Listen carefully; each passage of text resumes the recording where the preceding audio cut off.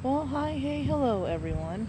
So, while I'm waiting to be picked up, I figured I would do another story video. Like how I did for Alaska from Looking for Alaska, maybe like a character opinion, story opinion type thing.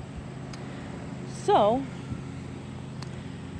this one is going to be about the nation of Panem and what we know about it and what possibly could be talked about in the new prequel book, which I made a video about this before, somewhat. But, um, yeah. So, basically, what we know about Panem is.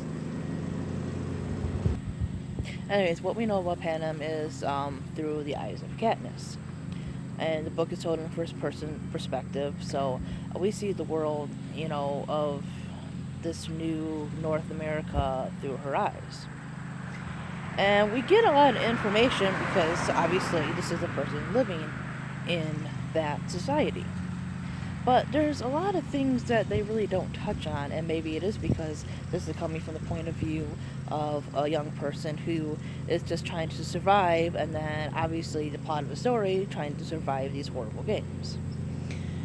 So, as you obviously know, if you've read the series, heard of the series, that each year they hold, um, you know, the Hunger Games and everything, which kills about 23 people, 23 children. And according to the book, and it's whatever you want to say, the districts are not allowed to communicate with each other. That's kind of how, partly besides income inequality, how, the government keeps the nation divided and against each other, is the lack of communication. So, when you look at somewhere like 12, which Katniss says has a population of about 8,000, and most of their kids die in the games because they're not from a rich district to um, go to like these special camps to train all their lives, like um, the career districts are. The wealthier districts, such as like I believe it was 1, 2, and 4. So there's only at that moment 8,000, and then there's the possibility of both children dying in the games. At least one of them will. And there's no communication between districts. So that leaves the possibility after a while, you would start to go down on people. And, there's a whole possibility of the government forcing people to have children to produce tributes for the games. However, again, the lack of population, also people need time to grow up and everything to get to a certain age. And then there is the whole thing about her and Gale looking alike, and her even saying that they're not related, at least not closely. So there's a great possibility that many people at this point in the nation of Panem, at least when the first book starts, may possibly be a product of incest. People die left and right, not just from the games, but from starvation, no communication between districts, so you can't go out of your district and meet somebody new. So there's that possibility. But what about side effects of that? Not just, the basic survival of somewhere like District 12, which is the poorest district, But that kind of thing. What about any kind of birth defects from people who might be closely related, who may have produced a child? What about sexuality and other things, such as, you know, what about people who are homosexual who might not be getting with, a partner to produce a biological child, right? What about somebody who may identify as transgender?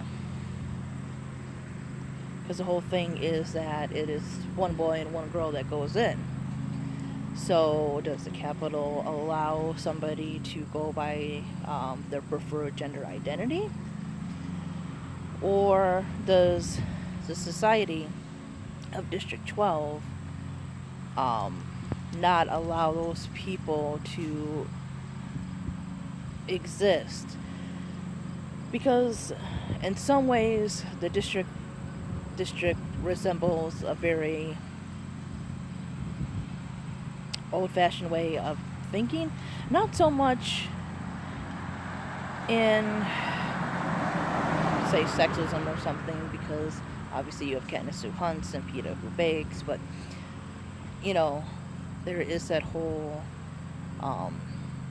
thing about the light-skinned merchants and the olive-skinned laborers and stuff like that.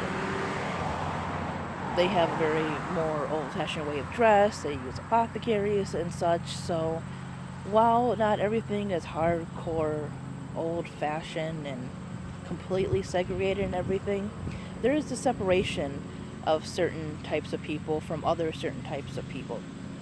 And because the LGBTQ community is not really mentioned in the book, we can conclude that, perhaps Suzanne Collins was just thinking about the extreme poverty and stuff. Or we could take that in their more brutal world, perhaps in their mindset that certain people would not be a fit for their community to survive, and they might be more barbaric in that sense, not just from the Capitol, but from themselves.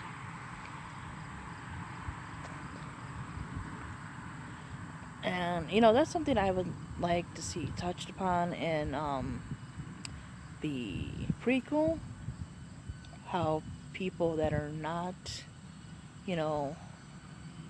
always heterosexual or cisgendered and everything, how they would fare in some of the lower districts. The other thing is the idea of the little cultures within each district and everything. When exactly did the government stop communication? Was it at the creation of Panem?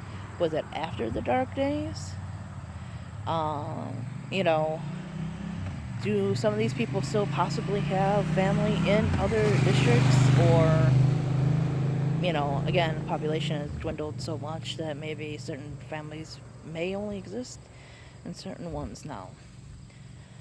I mean, you definitely have a sense of, naming in a cultural reference, such as the poor districts being,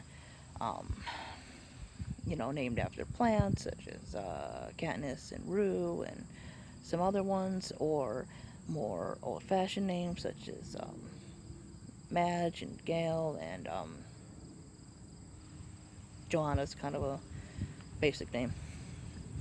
And then you have Marvel and Glimmer and Clove and Cato and all those from the higher districts and everything. And of course, the very Latin Roman-esque names of the capital.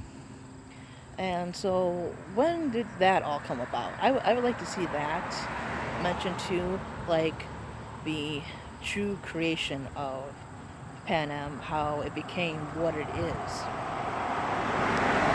And so, yeah, that's just my thoughts on some of the stuff that, you kind of can maybe guess from the book, but it's still left untouched. And yeah, it'd be interesting to kind of see. But anyways, thanks for watching, guys. See you next time. Bye bye.